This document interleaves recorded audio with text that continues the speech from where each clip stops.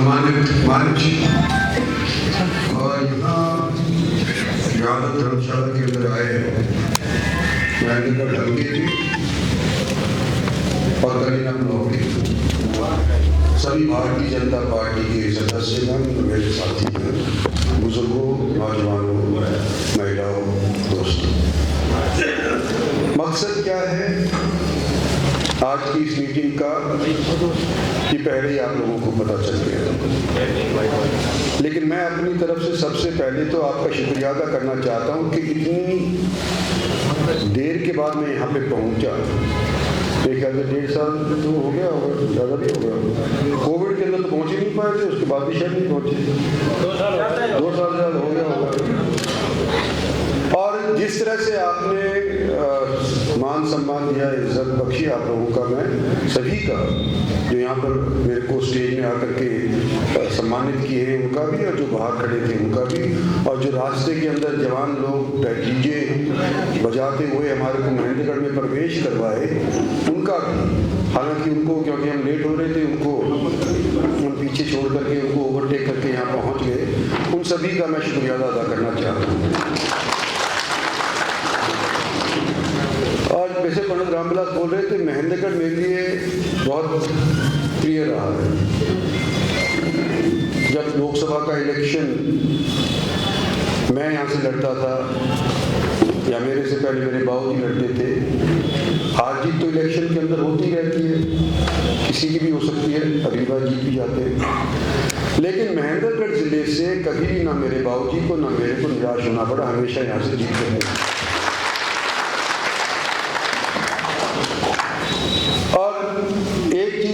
दयाराम जी ने भी कही, रामविलास जी ने भी कही कि हमारे को बड़ी मुश्किल के बाद जाकर के अपना लक्ष्य प्राप्त होता है। अब हम भी बीजेपी के अंदर हैं, पंडित जी भी बीजेपी के लिए बंगला मुखी का एक वो ना करवा दो पाठ। चलो 8-10 साल बड़ी मशक्कत करनी पड़ती है। बीच के अंदर हमारे दुश्मन गड्ढे खोद देते हैं, उसको पार करने में बहुत टाइम लग जाता है। चाहे वो यूनिवर्सिटी का जिक्र आया, चाहे सैनिक स्कूल का जिक्र आया, और चाहे अभी एम्स का जिक्र आया। मतलब मशक्कत करने के बाद ही हमको अपनी मंजिल प्राप्त होती है। तो इसके बारे में कुछ ऐसी चाल सोचो ना, हवन करके सारा एक दिन खत्म हो जाएगा। बहरहाल आज एम्स के लिए आपको इनवाइट करने के लिए हम सब यहाँ पर मंचासीन हैं, और आपसे उम्मीद करते हैं कि आप पूरी तादाद के अंदर 16 तारीख को 11 और 11:30 के बीच के अंदर आप माजरा पहुँचे। 30-35 द्वार हैं, उनमें से आपको आने के अंदर कठिनाई नहीं होगी। पानी की व्यवस्था है, शौचालय की व्यवस्था है। महिलाओं को खास तौर पर इन्विटेशन मैं देना चाहता हूँ, और साथ साथ एक एहतियात के लिए भी कहना चाहता हूँ कि एक तो माचिस, क्योंकि प्रधानमंत्री का है ना, तो एक तो माचिस ना ले जाए, 2 घंटे बीड़ी ना पी तो क्या दिक्कत है, और एक काला कपड़ा ना पहन करके, क्योंकि पुलिस वाले रोक लेंगे, फिर वो बहसबाजी शुरू हो जाएगी, लंबी कतार लग जाएगी, और ऊपर से मतलब माइक से हम कहते रहेंगे लेकिन पुलिस वाले हमारी भी नहीं सुनेंगे, क्योंकि प्रधानमंत्री को होगा। तो आज मैं आपको इस चीज के लिए इन्वाइट करने के लिए जब आता हूं, तो मैं एक चीज और कहना चाहता हूं कि भारत हमारा और आपका देश सबसे पुरानी सिविलाइजेशन कहलाया जाता है, चाइना से भी अव्वल। और मैं इसलिए भी कहता हूं, इसका पुष्टि करना चाहता हूं कि जब हम कभी कोई कंबोडिया जाते हैं, वियतनाम जाते हैं, लाओस जाते हैं, तो वहां के लोग अपने आप को कहते हैं कि हम इंडो चाइना के लोग हैं। भूगोल में आप देखोगे, जो पढ़ा हुआ है ज्योग्राफी, वो आप देखोगे उसका नाम है इंडो चाइना, यानी कि प्राइमरी तौर के ऊपर इंडिया और दूसरे तौर के ऊपर चाइना, यानी कि हिंदुस्तानी लोग वहाँ पर हमारे से, चाइना से पहले हिंदुस्तानी लोग वहाँ पर पहुँच गए थे, इसलिए उसका नाम इंडो चाइना रखा है। आज भी इंडो चाइना कहते हैं, और इतिहास गवाह है। और इसकी रिसर्च हमारे किसी देसी भाई ने नहीं करी, हिंदुस्तानी ने नहीं करी, ना हमारी पार्टी के किसी सदस्य ने करी, लेकिन एक हॉलैंड डच एक वैज्ञानिक था, एक बड़ा भारी यूनिवर्सिटी के अंदर प्रोफेसर था, उसने सोचा कि जितने मुल्क पुराने थे, जिनकी सिविलाइजेशन पुरानी थी, पता करें कि उनका योगदान विश्व की माली सूरत के अंदर कितना हिस्सा था। तो 8वीं शताब्दी से लेकर के और 18वीं शताब्दी तक, जब तक कि अंग्रेज आया, 1000 साल तक भारतवर्ष का विश्व की आर्थिक स्थिति के अंदर 24% से लेकर के और 27% हिस्सा हुआ करता था। बताओ, जब ही तो हमको सोने की चिड़िया कहा करते थे। अभी जिक्र हुआ मोहम्मद गौरी का, हुआ मोहम्मद गजनी का, हुआ, ये क्यों आए थे? क्योंकि हम सोने की चिड़िया थे। और हमको लूट करके ले जाया करते थे। अंग्रेज ने जाकर के अपने देश को विकसित बना दिया, लंदन को बुला दिया, इंग्लैंड को बुला दिया, स्कॉटलैंड को बुला दिया, सबको विकसित बना दिया। और अमेरिका का नाम भी नहीं हुआ करता था। अमेरिका तो कोलंबस से बात करके जुड़ा है कि अमेरिका था भी नहीं उस टाइम के ऊपर। हमारी विश्व के अंदर 24 और 25 के बीच में हिस्सेदारी थी विश्व की हमारी हालत के अंदर। और जब अंग्रेज छोड़ करके गए तो 3.5% है बस, 20% तरक्की खत्म होगी, 20-22% खत्म कर। और ये 75 साल आजादी के हमारे, इसके अंदर हमने कितनी तरक्की करी है सबको दिखाई दे रहा है। जहां पर सुई की बना करती थी जिस देश के अंदर, आज के दिन अंतरिक्ष के अंदर 1 बार नहीं 2 बार नहीं, कटे 10-10 वो भेजते, सैटेलाइट भेज देते। कोविड आया, हमारी सरकार आप लोगों ने बनाई, भारत के अंदर प्रधानमंत्री दोबारा से मोदी को बनाया और एक साथ ही कोविड भी आ गया। तो जो मुल्क यूं कहा करते थे कि भारत तो मांगने वाला लोगों का मुल्क है, हम कोविड के दौरान देने वाले बन गए। जिन लोगों के पास टीके की आवश्यकता थी, ट्राई कर रहे थे, और ये बड़ी बड़ी अमेरिकन कंपनी को दे भी रही थी, ना चाइनीज को काम आ रहा था, तो हमारे देश ने ना केवल 80 करोड़ लोगों को टीका लगा करके बचाया, बल्कि उनके भी टीका पहुंचाया जो कि ट्राई करके अपने से कर रहे। हमारी हालत कोविड के दौरान तो सभी की बिगड़ गई, लेकिन सबसे ज्यादा किसकी बिगड़ी? अमेरिका की। 2% कोविड के बाद उनकी तरक्की होती है सालाना, 2% उनकी बढ़त होती है। ब्रिटिश आइल्स की, ब्रिटेन की, साम्राज्य की 3%, चाइना की 3.5%, और कोविड खत्म होने के बाद हिंदुस्तान की कितनी? 6% से लेकर के 7% के बीच के अंदर 3 साल के अंदर हमारी बढ़त सालाना होती है। तो जब हम पहले एक बार सोने की चिड़िया हुआ करते थे, विश्व का इतना हिस्सा हमारा हुआ करता था, और कोविड के बाद दोबारा से हम विकसित होने लग रहे हैं, तो क्या ये हम उम्मीद नहीं कर सकते कि जब हमारे 100 साल आजादी के पूरे हो जाएंगे तो फिर से हमें विकसित देश कहलाने लगेगा? यहाँ पर आप हाईवेज देखिए, जगह जगह के ऊपर इतने चौड़े चौड़े हाईवे बनते हैं, तो कई बार तो पहचान में नहीं आता कि कौन से गांव से गुजर रहा हूँ।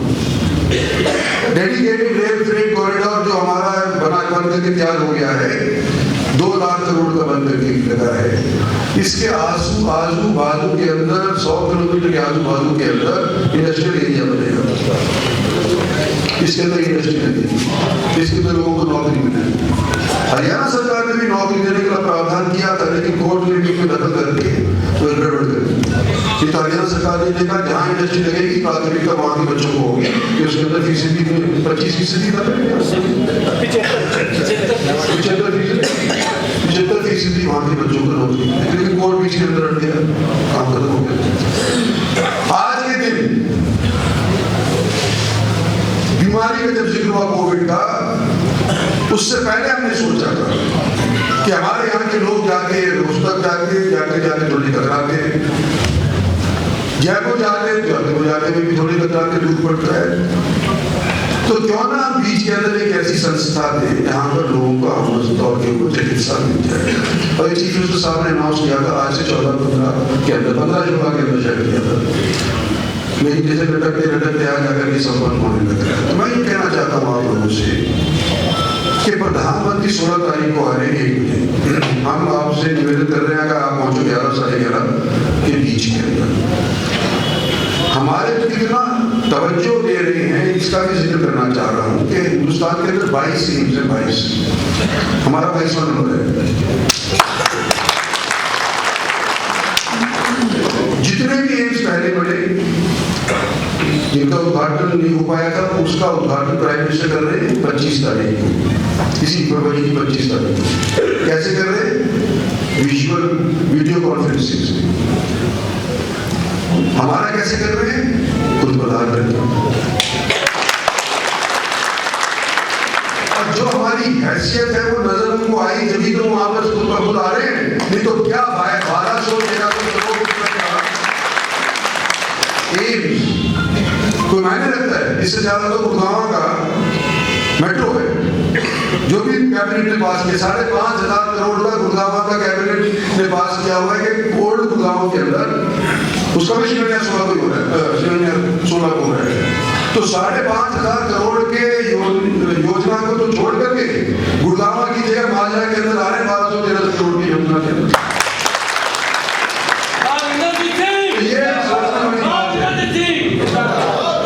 और हम वो तो कहें कि हम तो इस इलाकों को जस्टिस देना चाहते हैं, क्योंकि ये थोड़ा बहुत चिढ़ा रहा है। भारत सरकार की तरफ से यहाँ पे एक मनोज अग्रवाल नाम का एक दिल्ली का एक बंदा था जो नेशनल हाईवे अथॉरिटी के अंदर गडकरी साहब ने उसको नियुक्त कर दिया था। वो 4-5 साल का। मैं तो अनेक मुल्कों के अंदर भी गया हूँ, मैं तो अनेक हल्कों के अंदर भी गया हूँ, हरियाणा के बाहर। जितनी तरक्की दक्षिणी हरियाणा के अंदर रोड राट की हुई है शायद हरियाणा की हुई, और जितनी हरियाणा के अंदर हुई है उतनी शायद किसी और प्रांत के अंदर नहीं हुई। उसकी वजह से भी गडकरी साहब की वजह से भी। तो आज मैं आपको इतना ही कहना चाहता हूँ कि आपने मेरे को हमेशा संभाला, मेरी पार्टी को भी संभाल करके आपको प्रधानमंत्री नरेंद्र मोदी का सहयोग किया है। हमारे प्रदेश के अंदर भी सरकार आप लोगों ने बनाई है, आपके बिना नहीं हो सकता। और अगर विकसित भारत हम बनाने का सपना ले रहे हैं तो उसके अंदर अकेला प्रधानमंत्री तो नहीं कर सकता ना, उतना प्रधानमंत्री कोई मंत्री भी नहीं कर सकता ना, चीफ मिनिस्टर कर सकता, ना एमएलए कर सकता, ना सरपंच अकेला कर सकता किसी भी चीज को। तो जनता का सहयोग सबको जरूरत है, प्रजातंत्र में हम रहते हैं। और जब आप जनता पहुंचती है तो मनोबल ऐसे हो जाता है, खट तगड़ा हो जाता है। तो भाई आप लोगों से निवेदन है कि महेंद्रगढ़ के लोग खोड़ ब्लॉक और रेवाड़ी वालों से कम नहीं होने चाहिए, क्योंकि मैंने तो आपको पहले भी कई बार कहा है कि महेंद्रगढ़ ये मेरे को भी बन पाए, मेरी पार्टी को भी बन पाया है, आने वाले समय में भी बन पाएंगे। तो कृपया करके किसी से पीछे मत रह जाइए, नहीं तो मेरी पूछ करते नहीं, ये मोटे मोटे तौर के ऊपर है। तो एक दो चीजें और उसका जिक्र मैं नहीं करना चाहता, मेरे सामने भी रखी है। हमारे संघर्ष समिति वाले बेचारे 200 से अव्वल दिन 300 होने जा रहे हैं, 1 साल हो गए, 350 होने जा रहे हैं। ये बेचारे की भी हिम्मत की दाद है, ये मैंने बड़ा ही कर सके, बाकी कोई नहीं कर सके। साल होने को आ रहा है इनका, तो इसकी भी मैं बताया तो हमको कि हमने भागों वाले उसकी कट की चर्चा फिर से करी है, और थोड़ी सी उम्मीद नजर आई, ज्यादा नहीं लेकिन थोड़ी सी उम्मीद नजर आई है। और उसके बारे में मैं फिर बताऊंगा कि अगर हो गया कि नहीं हो गया, 16 तारीख तक शायद हमको मालूम चल जाए। ना चले तो ये ध्यान रखियो कि अभी थोड़े बहुत दिन और पार्ट देख लो, जब तक मैं ना करूँ तो उम्मीद मत होइयो, अभी तक मैं लगा हुआ आपको हम माजरी के अंदर इंतजार करेंगे और पूरी ताकत से लाभ बनाएंगे।